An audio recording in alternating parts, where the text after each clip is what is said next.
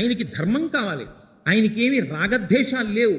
వీళ్ళు నావాళ్ళు కాబట్టి వీళ్ళకు ఉండాలి, వాడు నావాడు కాడు కాబట్టి వాడికి ఉండకూడదు, ఇవేం లేవు. ఆయన ఎవరికి ఉన్నా ఈశ్వరుడు యొక్క సంతానమే మనందరం. కాబట్టి ఆయనకున్నది నా అన్నకున్నట్టే, నా పినతండ్రికి ఉన్నట్టే, నా పెదతండ్రికి ఉన్నట్టే, నా తమ్ముడికి ఉన్నట్టే అని సంతోషపడిపోతాడు. అటువంటి వాడు ఆయన బ్రహ్మవేత్త. ఆయన బ్రహ్మమును తెలుసుకున్నవాడు. దారిద్ర్యంబు బాధింప కార్పణ్య బుద్ధి ఒరులతా నడగపోవక తనకు తా దొరికినట్టి. ఒకళ్ళ దగ్గరికి వెళ్ళి నేను దరిద్రంతో ఉన్నానండి, నాకు అన్నం లేదండి అని ఎవ్వరిని అడగడం. ఆ సమయానికి ఈశ్వరుడు ఏదో ఆయన చేతిలో ఏదో పడేటట్టు చేశాడు అనుకోండి. ఎవరో అలా పెడుతుంటే ఆ పూటకి 4 జామకాయలు ఇచ్చాడు. చాలా సంతోషపడి, ఆకలి తీరడానికి ఈశ్వర 4 జామకాయలు ఇచ్చావు, వంకాయ కూర అన్నం తింటే ఎంతో 4 జామకాయలు తిన్నా అంతే, కాబట్టి 4 జామకాయలు ఇచ్చావా ఆకలి తీరడానికి. సంతోషంగా 4 జామకాయలు పట్టుకొస్తాడు, 4 జామకాయలు కోసుకుంటాడు, పిల్లలకి భార్యకి పెడతాడు, తాను తింటాడు.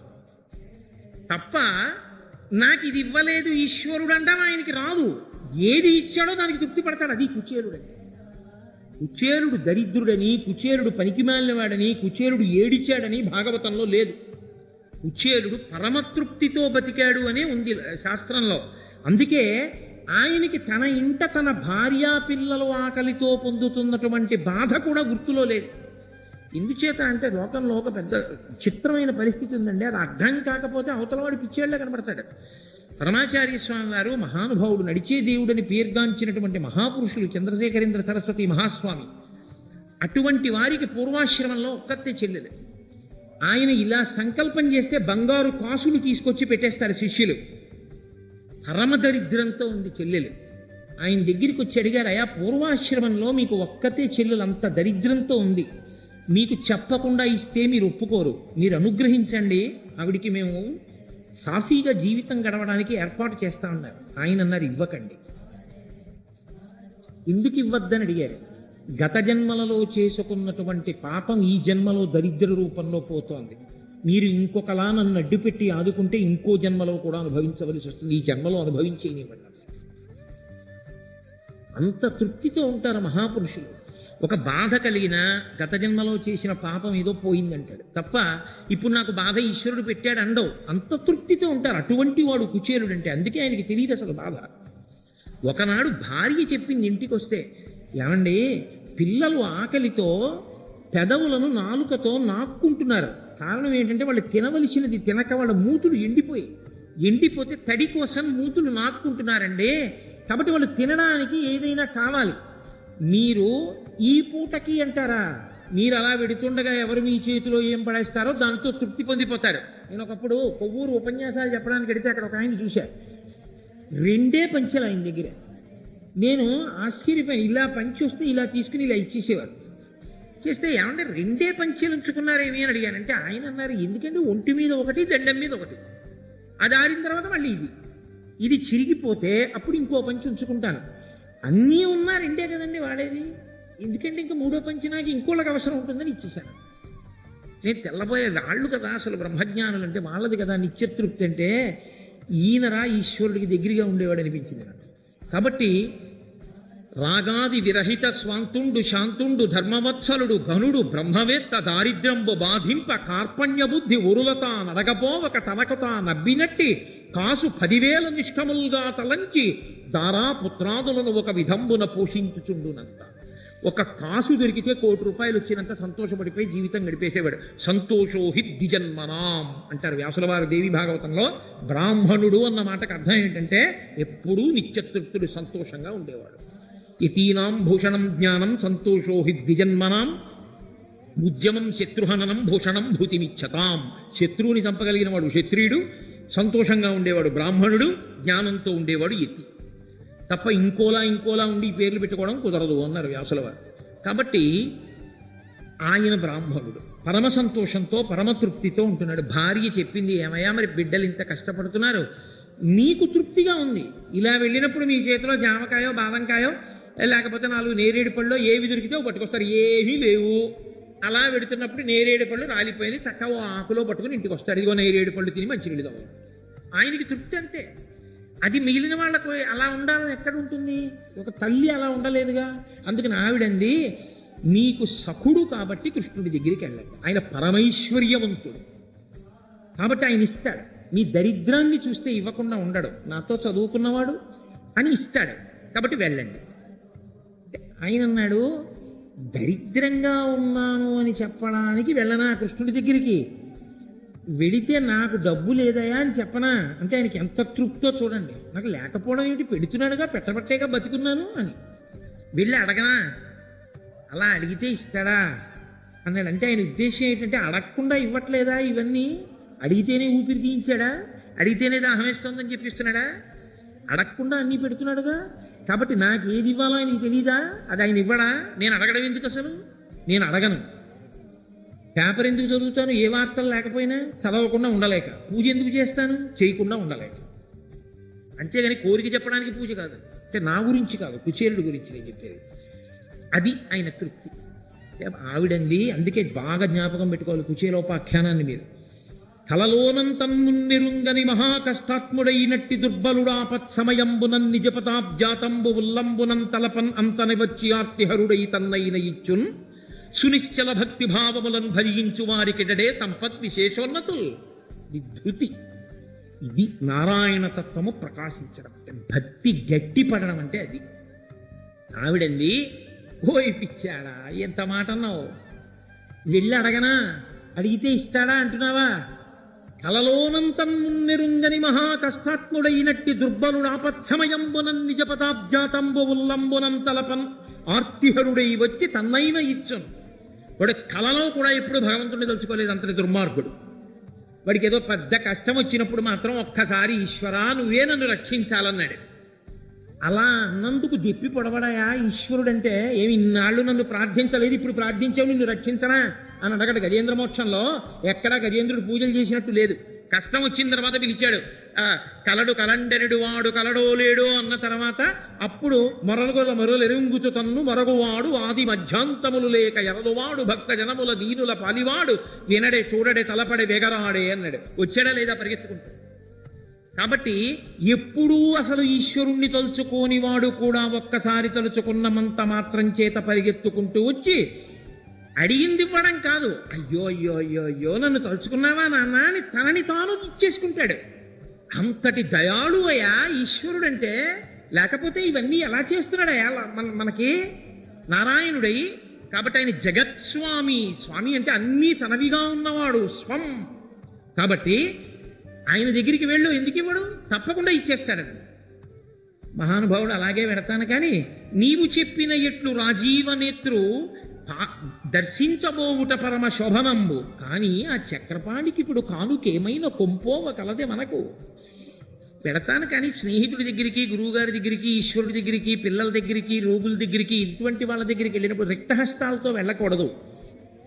కాబట్టి ఏమైనా పట్టుకెళ్ళాలిగా. పట్టుకెళ్ళడానికి ఏమైనా ఉందా మన ఇంట్లో అని అడిగాడు. ఇన్నాళ్ల నుంచి ఎప్పుడు మనం తినడానికి ఉందా అని అడగని వాడు కృష్ణ దర్శనానికి వెళ్ళేటప్పుడు మాత్రం ఆయనకి పట్టుకెళ్ళడానికి ఏమైనా ఉందా అని అడిగాడు. ఇది ఆయన భక్తి. అది కుచేలుడు అంటే. ఆవిడంది పక్కిళ్ళకి వెళ్ళి తీసుకొచ్చినట్టు లేదు భాగవతంలో. వాళ్ళ ఇంట్లోనే కాసిన అటుకులు ఉంటే అటుకులు తీసి అతి కష్టం మీద మూటగట్టింది ఆయన ఉత్తరీయానికి. ఎందుకంటే అవన్నీ కన్నాలే, దాన్ని ఎక్కడ మూట కడుతుంది? అటుకులు పైగా రాలిపోతాయి. ఏదో దాన్ని 2-3 మడతలేసి గట్టిగా ముడేసింది అనుకోండి, పిట్లిపోతుంది. అంత చివికిపోయిన బట్ట అయినా తృప్తి. అందులో కట్టి ఇవి పట్టుకుని వెళ్ళండి. గబగబా పాపం చాలా కష్టపడ్డాడు, నడిచాడు, వెళ్ళాడు, ద్వారకానగరాన్ని చేరుకున్నాడు. పరమేశ్వరుని యొక్క అనుగ్రహం భక్తితో వెంపర్లాట అంటూ ఉంటే అసలు ఈశ్వరుడు యొక్క ప్రతిస్పందన అన్నది ఎలా ఉంటుందో చూడాలి అంటే మీరు కుచేలోపాఖ్యానం చూడాలి.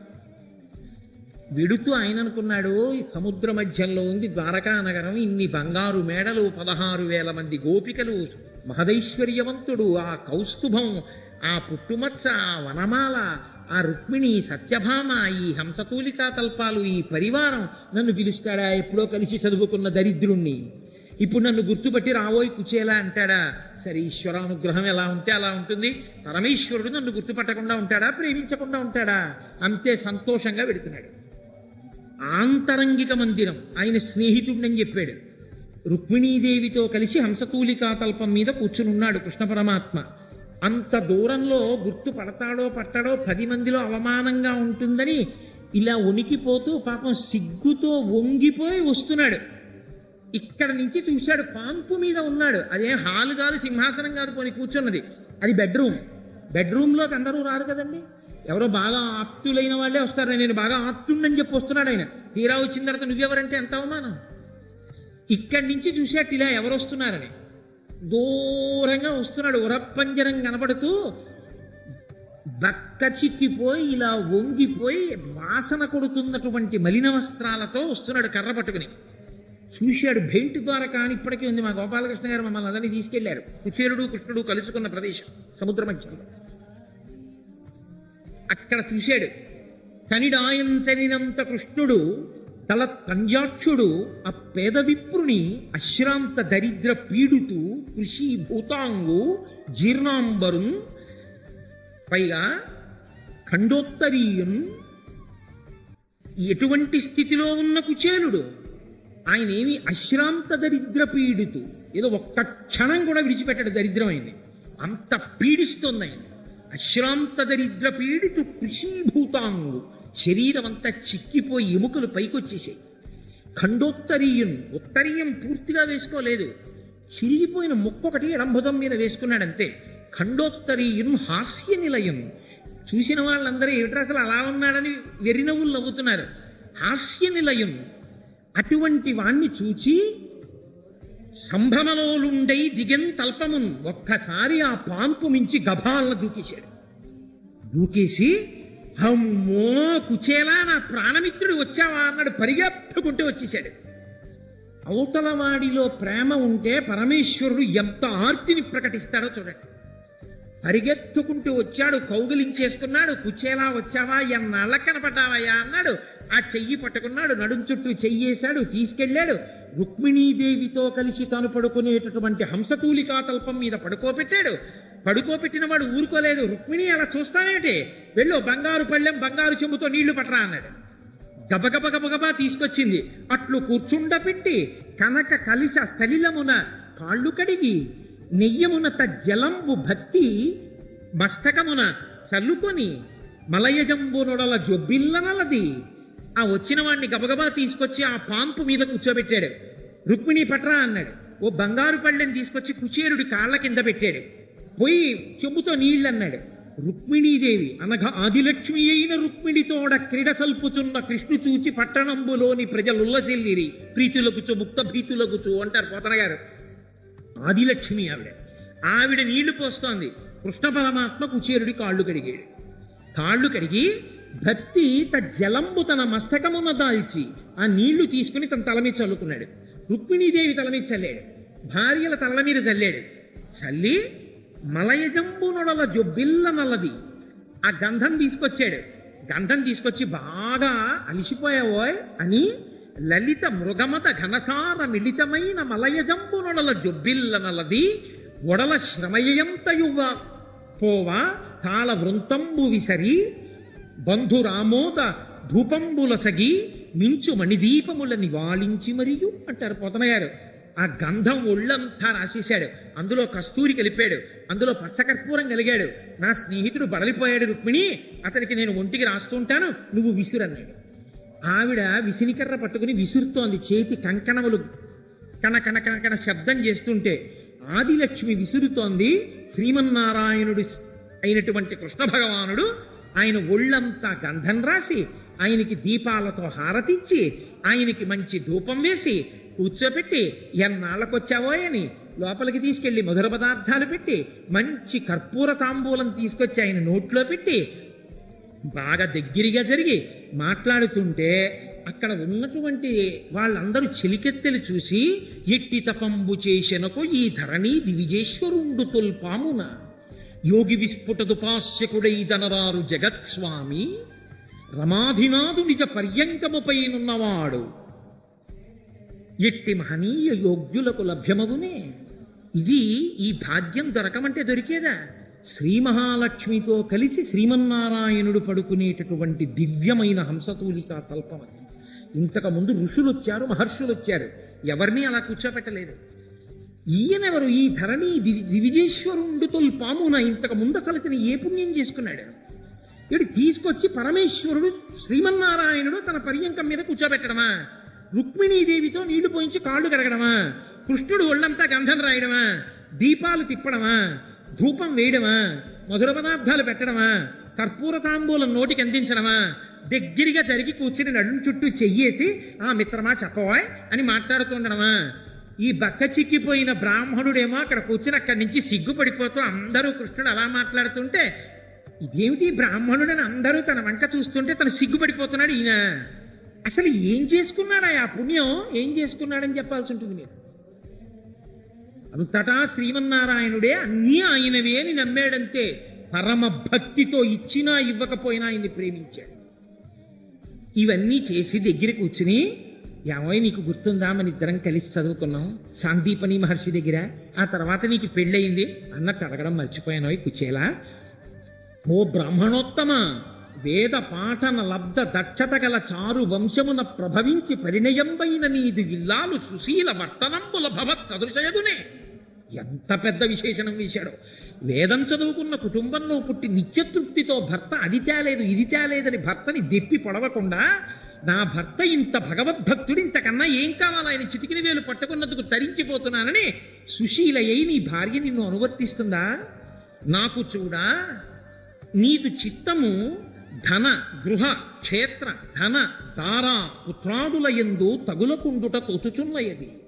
నాకు చూస్తే నీ మనసు ఇళ్ళు మీద కాని, స్థలాల మీద కాని, ధనం మీద కాని, భార్య మీద కాని, బిడ్డల మీద కాని నీకు వ్యామోహం లేదని తెలుస్తోంది.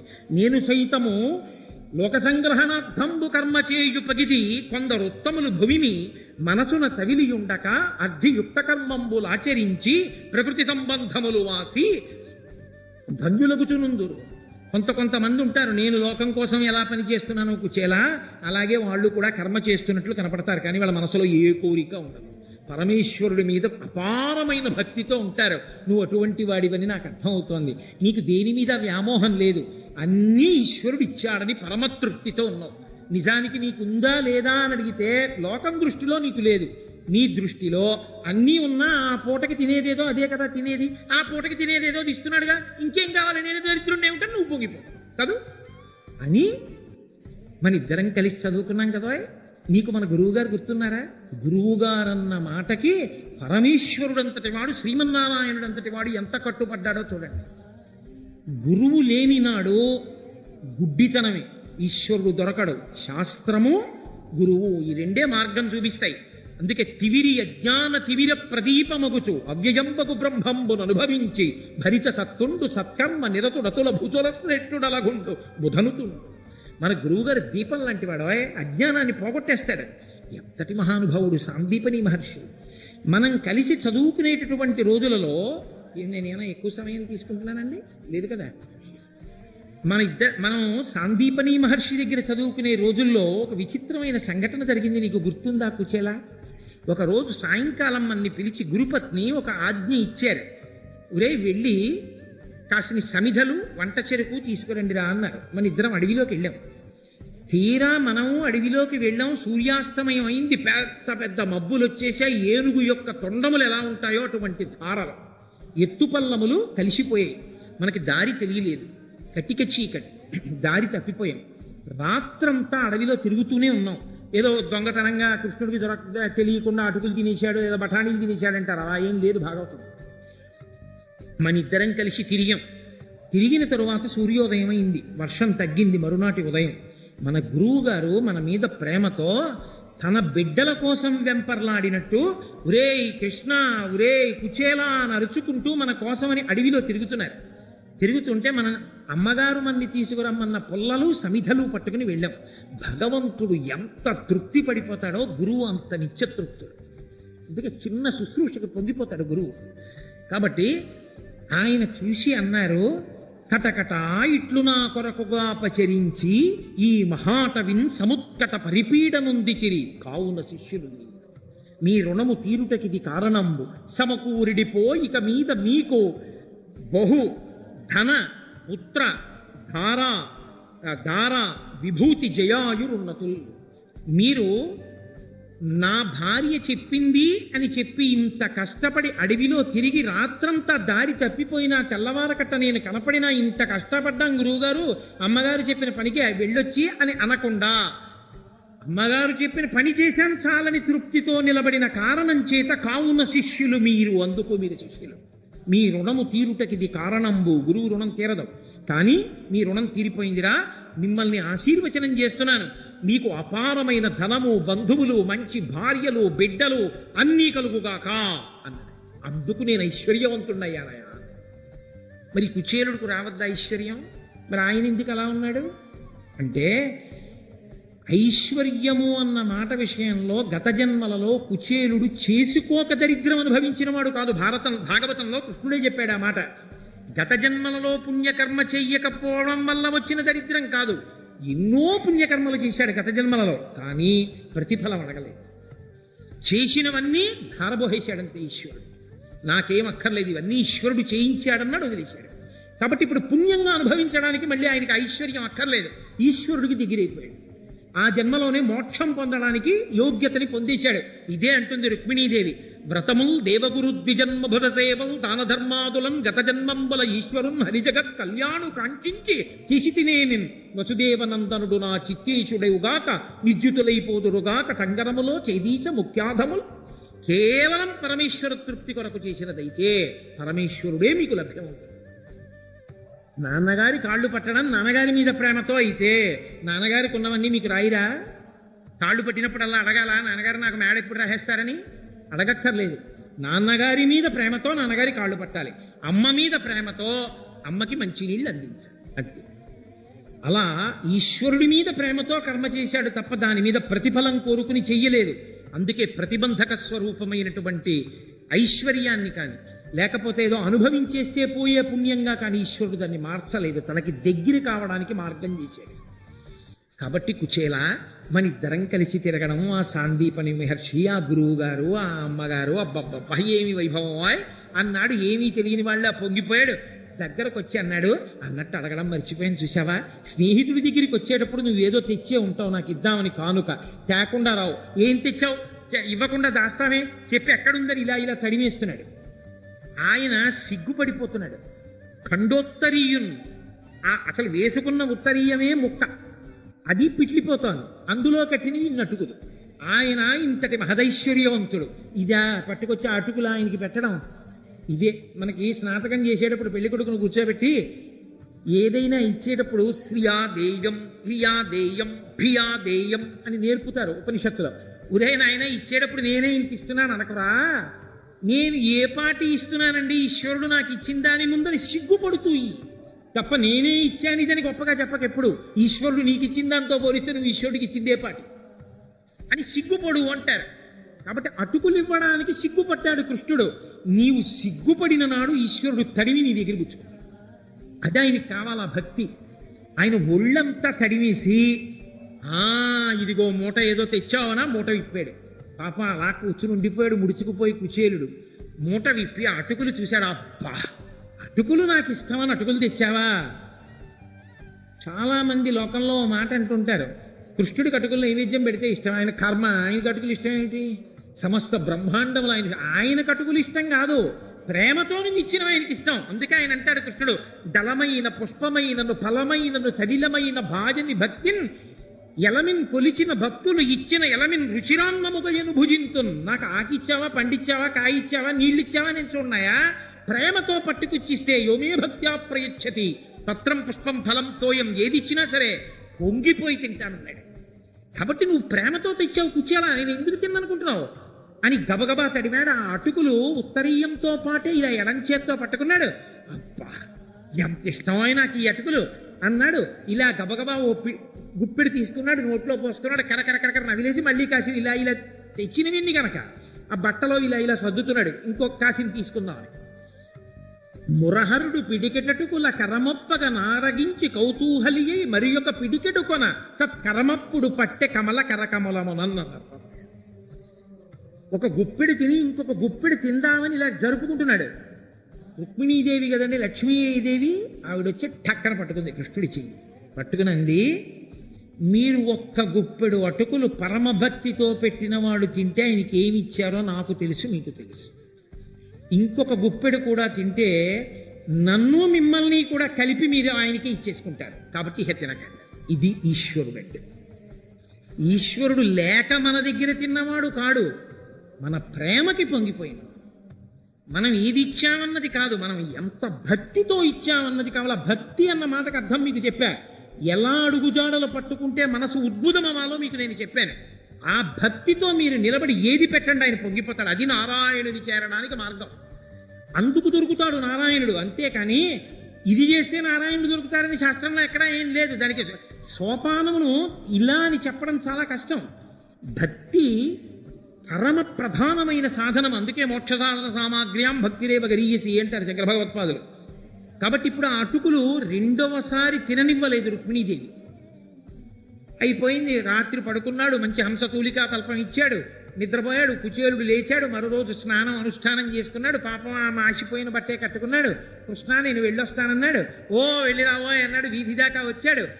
చక్కగా ఎంతో గౌరవించాడు, బయటికి దిగబెట్టాడు. వెళ్ళిరా కుచేలా అన్నాడు. వీధిలో నించున్నాడు. వెళ్ళిపోతూ వెళ్ళిపోతూ కుచేలుడు ఇలా వెనక్కి చూసినప్పుడల్లా ఓసారి చెయ్యి ఊపాడు. కుచేలుడు పరమ సంతోషంగా వెళ్ళిపోతున్నాడు ఇంటికి. అడిగాడా? వాళ్ళ ఆవిడ ఏం చెప్పింది వెళ్ళినప్పుడు? ఇంట్లో దరిద్రంగా ఉందా ఏమైనా అడుగు కృష్ణుండంది. అడిగాడా కృష్ణుణ్ణి? ఏమీ అడగలేదు. ఆయనే అన్నాడు, నీకు నిత్యతృప్తితో ఉన్నావాయా? నీకు భార్య బిడ్డలు గృహ క్షేత్ర ధన దార పుత్రాదులయందు నీదు చిత్తము చెందకుండుట తొదుచున్నయది. నీకు గుర్తు రావట్లేదు, నీకు ఏమీ జ్ఞాపకం లేవు, నీకు భగవంతుడు పొంగు అదే అంటున్నాడు. అన్నా కూడా గుర్తురాలి.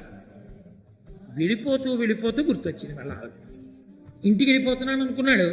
అన్నన్నా ఇది అడగమంది కదా, అడిగి కాస్త ఏమైనా పట్టరండి, కృష్ణుడు ఇస్తాడండి, అడగడం మర్చిపోయాను అనుకున్నాడు. అనుకున్నాడు వెంటనే, నేను అడిగితే ఇస్తాడా కృష్ణుడు? నేను ఇంత ఆదరిస్తాడనుకున్నానా? ఎదురొచ్చాడా? యప్తిం పొందక వగవక ప్రత్తంబగు లేశమైన 10,000 తృప్తించెందని మనుజుడు సప్తద్వీపములనైన చక్కంబడుని అని నన్ను తీసుకెళ్లి కూర్చోబెట్టాడా? కాళ్ళు కడిగాడా? గంధం రాజాడా? విసిరికర్రతో విసిరించాడా? ఎవరు? జగత్స్వామి రమాధినాథుడు శ్రీమన్నారాయణుడు నన్ను ఇంత అనుగ్రహించాడా? ఆయన్ని నేను అడగాల? అడగకపోతే తెలీదా? మా ఆవిడకి కాస్త ఏమన్నా డబ్బులు కావాలి, ఇంట్లో పిల్లలు బాధపడుతున్నారు అందన్న విషయం తెలీదా? మరి ఎందుకు ఇవ్వలేదు? చూసావా? డబ్బుల దగ్గరికి వచ్చేటప్పుడు మాత్రం ₹1 ఇవ్వలేదు. నేను తెచ్చిన అటుకులు మాత్రం తీశాడు అనలేదు. ఆయన ఏమన్నాడో తెలుసా అండి? శ్రీనిధి ఇట్లు నన్ను పచరించి ధనంబుక విత్తమేమియున్ ఇయ్యకుండుట తోచుచున్నయి.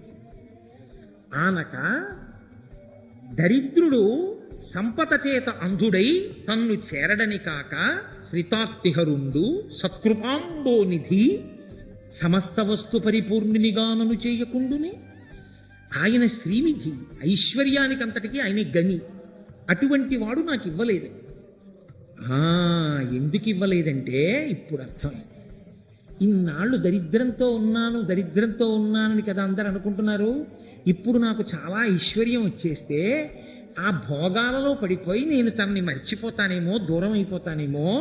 ఊరే ఈ అనుభవాలకే ఉందిరా, నన్ను చేరడం ప్రధానం కదా. నువ్వు తృప్తితో ఉండి నన్ను చేరుతున్నప్పుడు డబ్బిచ్చి నువ్వు పాడి చేయడం ఎందుకని ఆనక సంపద చేత అంధుడై ఆ ఐశ్వర్యం చేత అంధుడనై నేను తనకి దూరం అయిపోతానేమోనని నాకు ఇవ్వకుండా నాకు మేలు చేశాడు. అబ్బా ఎంతటి ప్రేమైకమూర్తో! ఇస్తే పాడైపోతుంది కదా, ఇవ్వలేదమ్మయ్యా, ఎంత మంచి పని చేశాడో అన్నాడు. ఇది భక్తి అంటే. ఆ స్థానంలో ఇంకోడు ఉంటే నీకు కుచేలోపాఖ్యానం అవ్వదు. దాన్ని వ్యాసుల వారు కష్టపడి రాయక్కర్లేదు, పోతన గారు ఆంధ్రీకరించక్కర్లేదు. నేను ఇవాళ ఆ విషయాన్ని మీతో ప్రస్తావన చేయక్కర్లేదు. ఇవ్వకపోయినా ఎందుకు ఇవ్వలేదో అని ఆలోచించి నమస్కారం చేశాడు కృష్ణ భగవానుడికి. చేసి ఇంటికి వెళ్ళిపోయాడు. వాళ్ళ ఊరు వెళ్ళాడు. తన పాక ఎక్కడ ఉంటుందో అక్కడికి వెళ్ళాడు. పాకకి బదులు బ్రహ్మాండమైనటువంటి సౌధం ఒకటి కనపడింది. దాని మీద చంద్రకాంతులు పడి మెరుస్తోంది. ఎక్కడ చూసినా పక్షులు చక్కగా బోళ్ళంతమంది ఆ సేవ చేసేటటువంటి వాళ్ళు ఒంటికి పెట్టుకున్న బంగారమే అంత గొప్పగా ఉంది. ఇక లోపల ఉన్న ఇల్లాలు ఎలా ఉంటుంది? ఆయన చూసి అనుకున్నాడు, ఆ ఇంటి వంక చూసి, ఇదేమిట్రా మన ఊళ్ళో ఇంత గొప్ప సౌధాన్ని ఎప్పుడూ చూడలేదు, ఎవరిదో ఈ ఇల్లు అనుకున్నాడు. అనేసరికి కాళ్ళ దగ్గర ఒక ఆవిడ ఉండి కాళ్ళు పట్టుకుని నమస్కారం చేస్తోంది. అయ్యో అయ్యో అమ్మ ఎవరు మీరన్నాడు. లోపలికి 2 ఏళ్ళు తీసుకెళ్ళారు. తీసుకెళ్ళి కూర్చోపెట్టి ఆయన కాళ్ళు కడుగుతోంది బంగారు పళ్ళెంలో పెట్టి ఒక ఆవిడ. కొంచెం పరిశీలనగా చూశాడు, ఇదేంటి నన్ను తీసుకొచ్చి కాళ్ళు కడుగుతోంది ఈవిడ, తన భార్యే తన ఇల్లే. తెల్లబోయాడు. దేమిటే నీకు ఈ నగలేమిటి, పట్టుపుట్టాలేమిటి, ఈ సౌధమేమిటి, ఇవన్నీ ఎప్పుడు వచ్చాయన్నాడు. నిన్న పొద్దున్న 11ంటికి మన పాకిలా అయిపోయిందండి అది. నిన్న పొద్దున్న 11ంటికి అని ఆలోచించాడు. ఆ పొద్దున్న 11 గంటలకే ఖచ్చితంగా ఆయన అటుకులు నోట్లో పోసుకున్నాడు. ఇక్కడ ఇచ్చేశాడు అంతే. కుచేలుడు తీసుకున్న జాగ్రత్త ఏమిటో తెలుసా అండి? అవన్నీ అనుభవిస్తున్నా కృష్ణప్రసాదం పరమేశ్వరుడిది, ఇవన్నీ నన్ను అనుభవించమన్నాడు, నాది కాదు. అద్దింట్లో ఉన్నవాడు ఉంటాడు, అందులో ఎప్పుడూ పూజ చేసుకున్నా వసతి గృహే అని చెప్పాలి కానీ ఇంటి యజమాని అమెరికాలో ఉన్న ఇది నాదేనండి అని చెప్పుకుంటూ వెళ్ళాడు అనుకోండి, ఎప్పుడో అప్పుడో 3 ఏళ్ళు పోయిన తర్వాత ఆయన వచ్చాడు అనుకోండి, ఆ వెళ్తుంటే ఎవరండి మీరు అన్నాడు అనుకోండి, నా ఇల్లేనయా వెళ్దాం అనుకోండి, మీ ఇల్లు ఏంటి, ఆయన ఎప్పుడు అలా చెప్పలేదు, ఆయన ఎప్పుడు ఆయనదేనంటుంటాడు, ఆ ఇల్లు నేనే కట్టుకున్నానంటుంటాడు అన్నాడు అనుకోండి, ఆయన ఏం చేస్తాడు? ఆ ఇంట్లో ఉన్నవాడిని, ఒరే నువ్వేదో మంచివాడు అనుకుని ఇల్లు ఇచ్చి నేను అమెరికా వెళ్తే నువ్వు అందరికీ నువ్వే కట్టుకున్నానని చెప్పావుట, నీదే ఇల్లు అని చెప్పావుట, మేము వచ్చేస్తున్నాం అమెరికా నుంచి కాబట్టి మీరు ఖాళీ చేసేయండి అని పంపించేస్తాడు బయటికి. అదే ఆయనదండి ఇల్లు, నాది కాదండి, అమెరికాలో ఉన్నారు ఆయన మహానుభావుడు, ఎప్పుడు రాడు కూడాను, బ్యాంకులో వేసేయమంటాడు అంతే, అద్దె ఎప్పుడో 2 ఏళ్లకు 3 ఏళ్లకు ఒకసారి వస్తుంటారు, నాది కాదండి. ఎంత ప్రేమ కలిగిన వారంటే 3 ఏళ్ళు అయింది రూపాయి అద్దె పెంచలేదు, ఏదో ఇంట్లో దీపం పెట్టుకుని భక్తిగా ఉంటున్నారు కదా, చాలండి నాకు ఉంది కదా అంటుంటారు అన్నాడు అనుకోండి. వీధిలో కనబడ్డ ఆయన ఏమంటే మీ గురించి ఆయన ఎప్పుడు చెప్తుంటారు అన్నాడు అనుకోండి, ఏమైనా పర్వాలేదులే ఇంకో 100 తగ్గించుకో, పిల్లలు ఇంజనీరింగ్కి వచ్చారుగా ఫీజులు కట్టుకోవాలిగా అంటాడు. ఇంట్లోంచి వెళ్ళిపోమని ఎందుకన్నాడు? నాది అనబట్టి. నాది కాకుండా వాడిది అన్నాడు అనుకోండి, అభ్యున్నతికి కారణమై ఉండేది, నాది అన్నమే పతనానికి కారణమైంది. కుచేలుడు అదే పాటించాడు. అన్నిటి మధ్యలో ఉన్నా ఇవన్నీ వాడివే అన్నాడు, లేనప్పుడు వాడివే ఉన్నప్పుడు వాడివే, కాబట్టి తృప్తి విషయంలో తేడా లేదు. అదే తృప్తి. చక్కగా అలాగే జీవించాడు, అలాగే అనుభవించాడు, అలాగే ఈశ్వరుణ్ణి చేరిపోయి పరమేశ్వరుని యందు కలిసిపోయాడు. అంటే నారాయణుణ్ణి తెలుసుకున్నాడు. ఇదే నారాయణ మహిమ అంటే. మహిమ అంటే ఆయన అనుగ్రహమే. ఆయన అనుగ్రహమే ఆయన్ని పొందడానికి హేతువు. ఆయన అనుగ్రహము ఆయన్ని పొందడానికి హేతువైతే ఆయన అనుగ్రహాన్ని పొందడానికి హేతువు ఆయన పట్ల భక్తి. ఆయన పట్ల భక్తికి హేతువు ఈ సృష్టిని ఆధారం చేసుకుని పరిశీలనం చేస్తూ ఉండడమే. ఎప్పుడూ భగవంతుడితో అనుబంధాన్ని లోపల పెంచుకుంటూ ఉండడమే. ఎవడు ఇలా పెంచుకున్నాడో వాళ్ళందరూ నారాయణుణ్ణి చేరుకున్నారు, నారాయణుని ఎందుకు కలిసిపోయారు, ఆయన అనుగ్రహాన్ని రకరకాలుగా పొందారు. ఒక్కొక్కసారి ఆపదల్లోంచి గట్టెక్కారు ఆయన అనుగ్రహంతో, పరీక్షిత్తు లాంటి వాడిని దక్కించుకున్నారు. ఒక్కొక్కసారి ఆయన్ని నమ్ముకున్నటువంటి వాడు పెద్ద పెద్ద ఆపదలోంచి గట్టెక్కి కాపాడబడ్డాడు. అది అన్ని వేళలా మోక్షమే అయి ఉండక్కర్లేదు, రకరకాలుగా ఉంటుంది ఆ రక్షణ. యుద్ధం అంతా అయిపోయింది కురుక్షేత్రంలో, అర్జునుడు వచ్చేసాడు, బావా యుద్ధం అంతా అయిపోయింది కదా, రా అమ్మయ్య శిబిరంలోకి వెళ్ళిపోదాం అన్నాడు. కృష్ణుడు అన్నాడు, నువ్వు కిందకి దిగి నీ గాంధీవం, నీ అక్షయబాణ తూణీరాలు, కత్తులు, కఠార్లు, అదిగో లోపల ఉన్న శూలాలు, గొడ్డళ్ళు అన్ని దింపేసుకో ఆయుధాలు అన్నాడు. మహానుభావులైనటువంటి భీష్మ, ద్రోణ, కర్ణ, కృపాచార్యులు మొదలైనటువంటి మహాపురుషులు వేసినటువంటి అస్త్రముల శక్తికి అది ఎప్పుడో కాలిపోయింది. కానీ లోపల నువ్వు ఉన్నావని, నువ్వు కాలిపోకూడదని నిన్ను రక్షించడానికి నేను నిలబెట్టాను. పని అయిపోయింది కాబట్టి నిన్ను దిగమని దూరంగా పంపించి నేను దిగ్గానే కాలిపోవడానికి అనుమతించాను. ఇప్పుడు చెప్పండి, ఆయన్ని నమ్మి ఉన్నందుకు గాను సఖ్యభక్తితో కృష్ణుడు కాపాడబడలేదా? నారాయణ మహిమ కాదా? నారాయణానుగ్రహాన్ని పొందలేదా? కాబట్టి మీరు భగవంతుని యందు భక్తితో ఉండడమే, ఆ ప్రేమ మనసులో ఉప్పొంగడమే, ఆయనతో అనుబంధాన్ని ఏర్పరచుకోవడమే. ఆ అనుబంధాన్ని ఏర్పరచుకోవడానికి మీకు మనవి చేశా, కంటి పుసి చాలు, కంటి పుసి చాలు. కాబట్టి అనుభవించడం గొప్ప కాదండి, జనం అసహ్యించుకోకుండా బతకడం గొప్ప. ఎందుచేత అంటే ఒకానొకప్పుడు ఒక తల్లి నా దగ్గరికి వచ్చి ఆవిడ అన్నారు, నేను మిమ్మల్ని అల్లుడు గారిని పిలుస్తానన్నారు. చాలా పెద్ద ఆవిడ. నేను తెల్లబోయాను, నన్ను అలా ఎవరు అనరు. మహా అయితే పెద్దవాళ్ళు ఎవరైనా అంటారు, మీరు మా కొడుకు లాంటి వారు అంటారు తప్ప మీరు మా అల్లుడు లాంటి వారు, మిమ్మల్ని అల్లుడు గారిని పిలుస్తానని నన్ను ఎవరు అనలేదు ఇప్పటిదాకా. ఇదేమిటి ఈవిడ ఒక్కరు అల్లుడు గారు అంటానంటుంది ఏమిటి? నాకు నా భార్యతో ఎక్కువ అనుబంధం పెట్టుకుంటానంటాం, దాని వలన నాతో అనుబంధం తప్ప నా వలన దాంతో అనుబంధం కాదే, ఇదేం విచిత్రం అనుకున్నాను. ఆవిడంది నాకు కొడుకన్న మాట మీద అసహ్యం. అతను నాకు కనపడుతుండేవాడు, నేను గౌరవంగా చూస్తుండేవాడిని. నాకు ఇది తెలిసిన తరువాత నేను అతని నమస్కారాన్ని స్వీకరించడానికి కూడా ఇక నేను అంగీకరించలేదు. ఎందువల్ల? మోసం చేసి కృతజ్ఞతతో బతుకుతున్న బతుకుని మీరు ఎలా హర్షించగలరు? అన్నీ వాడు మీకు ఇస్తున్నప్పుడు, దీన్ని పెంచడం దగ్గర నుంచి దీని ఊపిరి వరకు వాడిస్తున్నప్పుడు, వాడి పట్ల ప్రేమ కృతజ్ఞత లేని కృతజ్ఞుల బ్రతుకుని మీరు ఎలా సాగించగలరు? కాబట్టి ఆ ప్రేమ ఉద్భుతమైతే దాన్ని పెంచి పోషించి తాను లొంగి తానే మీకు వశుడవుతాడు. విమల జ్ఞాన విరక్తి ముక్తిన సగున్ వేయేల భూనాథ తత్కమలాధీశు కథా సుధారత నదీ కల్లోల మలాపరిభ్రమ మెవ్వానికినైన కర్ణయుగళీ పర్వంబు కాకుండునే అంటాడు. అందుకే మహానుభావుడు శుకబ్రహ్మ పోతన గారు భాగవతంలో.